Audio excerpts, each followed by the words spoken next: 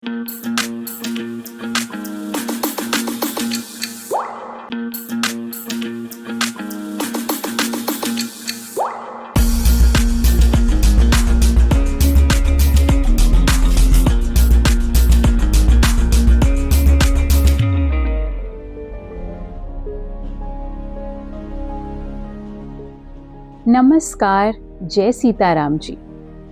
सतवस्तु के कुदरती ग्रंथ के अंतर्गत सज्जन श्री शहंशाह महावीर जी कहते हैं कि विचार और अविचार दो शब्द हैं। सज्जनों सुनो, विचार महाराज जी के मुख की वाणी है और विचार ही सज्जनों जीत और फतेह है। विचार ही कुदरती आई हुई है। अविचार कुसंग के कारण मनुराज ने रची है।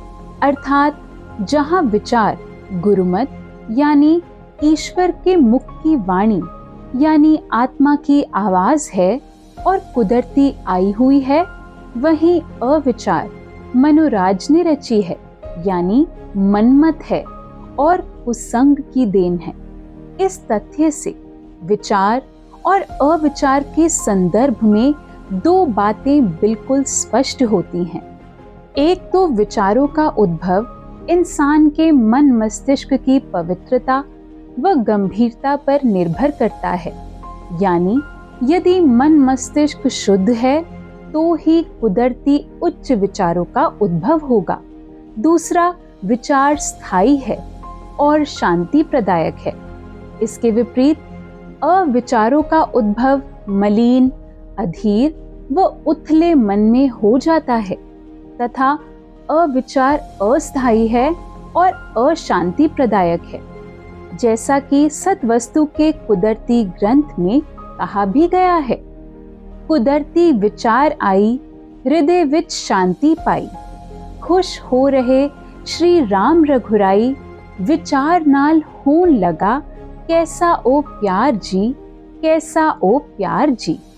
इस संदर्भ में यदि हम शब्दकोश के अनुसार विचार अविचार का अर्थ समझें तो ज्ञात होता है कि जहाँ विचार किसी विषय, वस्तु या बात पर भली भांति बुद्धि से सोचकर यानी उसके सब अंग देखकर या उसकी ऊंच नीच, उचित अनुचित पर विचार कर निश्चय करने की क्रिया है, वहीं अविचार हर काम बिना उचित अनुचित, न्याय, औचित्य आदि का विचार किए ना समझी से करने की क्रिया है।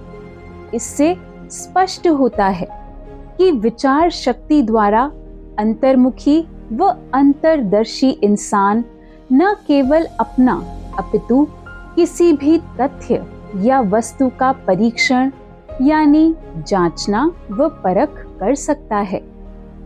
इस तरह यह परख करके वह मंदी बातों का संग छोड़ सकता है और अच्छी बातें धारण कर आत्मस्मृति में बना रह सकता है।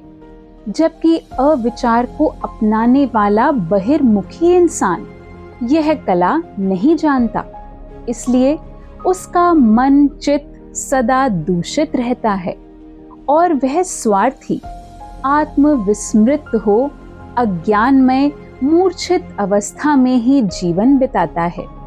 इस तथ्य के दृष्टिगत ही शास्त्र कहता है, विचार सबना बाता वल्लो जित और फतेह है, अविचार है हार, अविचार है हार। इस बात को और अच्छी तरह से समझने के लिए हमें विचार और अविचार के मध्य मुख्य अंतर को गहनता से समझना होगा। आओ अब इसके विषय में जानते हैं।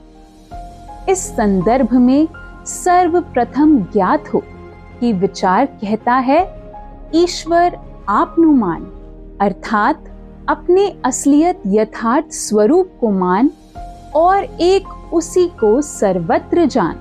इसके विपरीत अविचार कहता है ईश्वर एक जान, अर्थात ईश्वर अपने से भिन्न कोई दूसरा या साथ है। जैसा कि सतवस्तु के कुदरती ग्रंथ से उद्धृत इस वाक्यांश से स्पष्ट भी होता है। विचार ईश्वर आपनुमान, विचार ईश्वर आपनुमान, अव विचार ईश्वर इक जान, विचार एक अपना आप ही मान, अव विचार कुल दुनिया जान, अव विचार कुल दुनिया जान। विचार करो है ईश्वर अपना आप, विचार करो है ईश्वर अपना आप, अव विचार ईश्वर है एक साथ। आशय यह है कि विचार स्पष्ट करता है कि ईश्वर है अपना आप प्रकाश, ईश्वर है अजप्पा जाप, अतः उसे कहीं खोजने की आवश्यकता नहीं है। इसके विपरीत अविचार इंसान को ईश्वर की खोज में नाना प्रकार के कर्म कांडों व आडंबरों में उलझा जगत में दर दर भटकाता है व कष्टों की प्राप्ति कराता है, जैसा कि सत्वस्तु के कुदरती ग्रंथ में कहा भी गया है।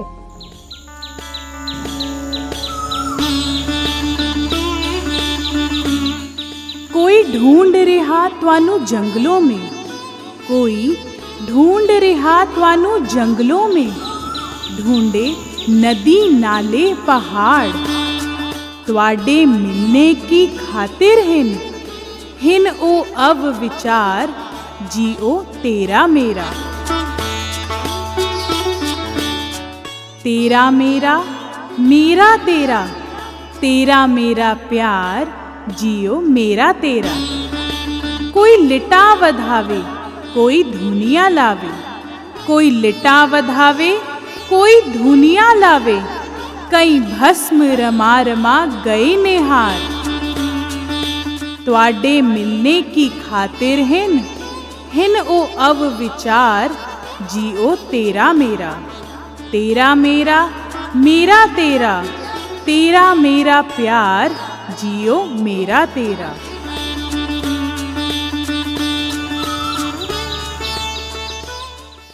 इससे ज्ञात होता है कि विचार सवलड़ा यानी सरल व सुगम रास्ता है तथा यह इंसान को युवावस्था की भक्ति यानी समभाव समदृष्टि की युक्ति अनुरूप जीवन जीते हुए परस्पर सज्जन भाव का वर्ताव करने के लिए प्रेरित करता है। इसके विपरीत अविचार कवलड़ा रास्ता अर्थात उलझनों भरा रास्ता है तथा यह इंसान को बाल अवस्था के आडंबर युक्त भक्ति भावों को अपनाकर द्वि या द्वैत भाव अनुसार विकृत जीवन जीने के लिए प्रेरित करता है।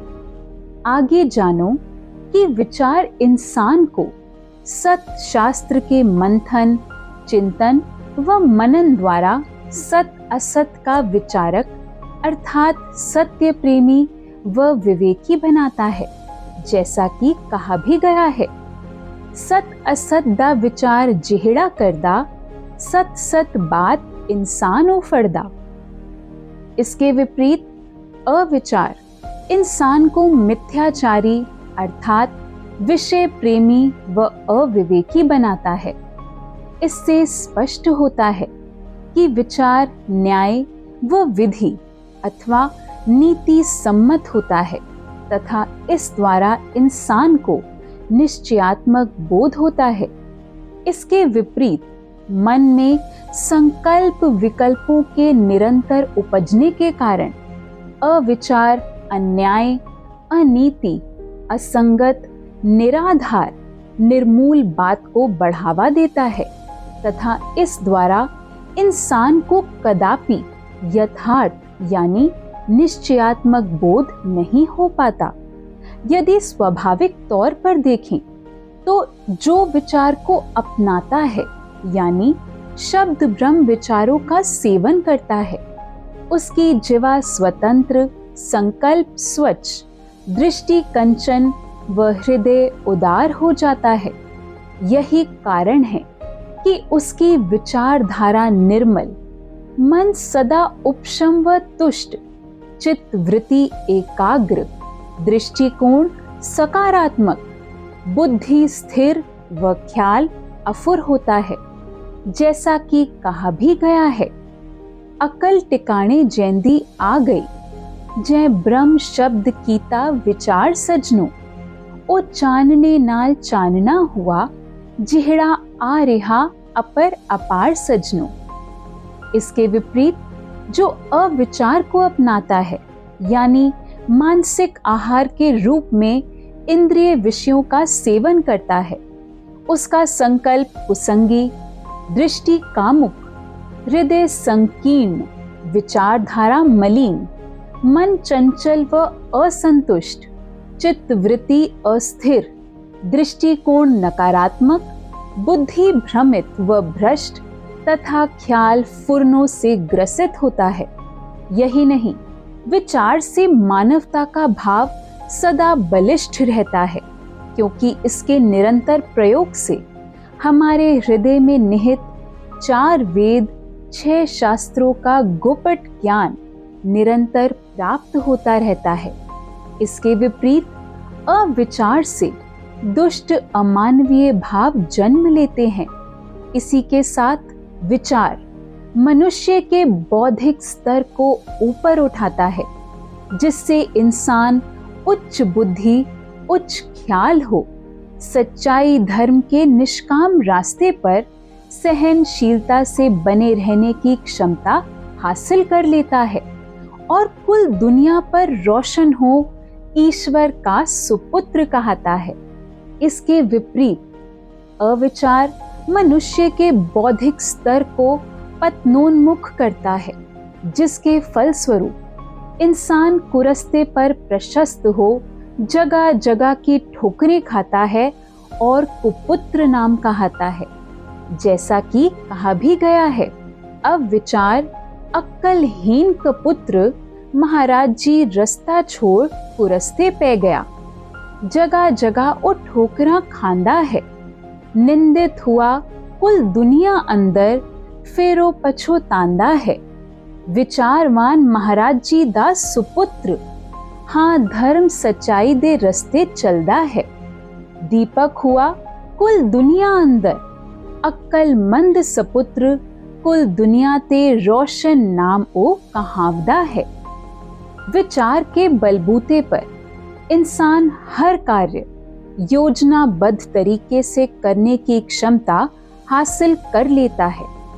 इसलिए विचारवान जीवन के हर क्षेत्र में सफलता को प्राप्त कर तनाव मुक्त रहता है। इसके विपरीत अविचार बिना विचारे अनियोजित तरीके से कार्य करने की शैली प्रस्तुत करता है।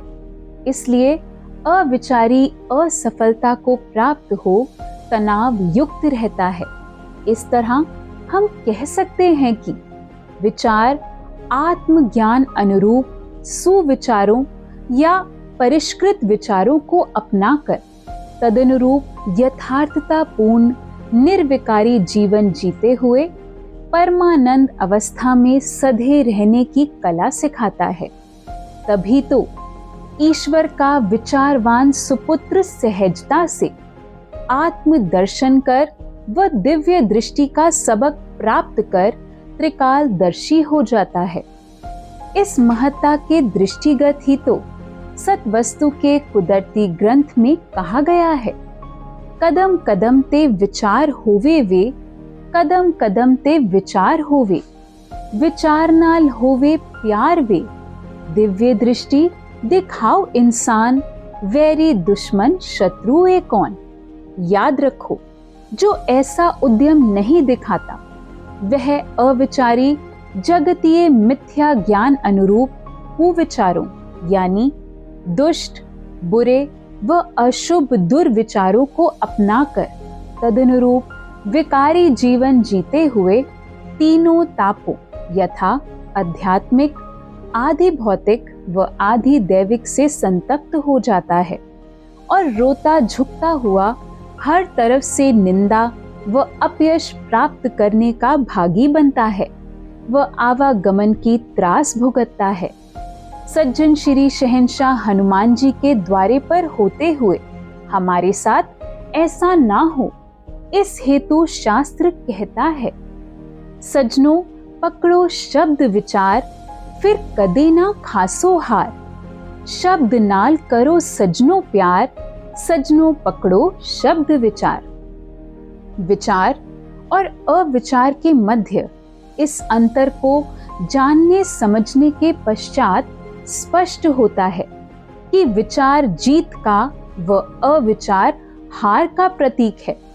इस तथ्य के दृष्टिगत शास्त्र के कथनानुसार बनता है कि जो बात किसी के साथ करो, विचार कर करो और विचार से ही उत्तर दो।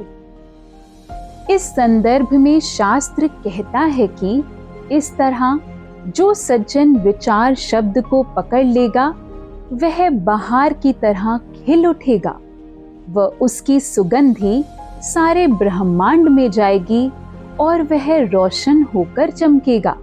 अतः हमें चाहिए कि विचार शब्द को पकड़कर पूरी समदृष्टि दिखाएं।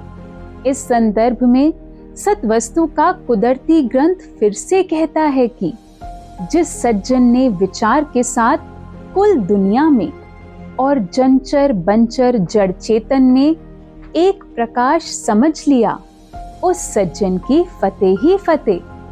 अर्थात विचारवान सुपुत्र ही प्रभु प्रेम अथवा कृपा का सौभाग्य प्राप्त कर हर तरफ से यश कीर्ति प्राप्त कर पाता है और आवागमन के चक्रव्यूह से आजाद हो जाता है।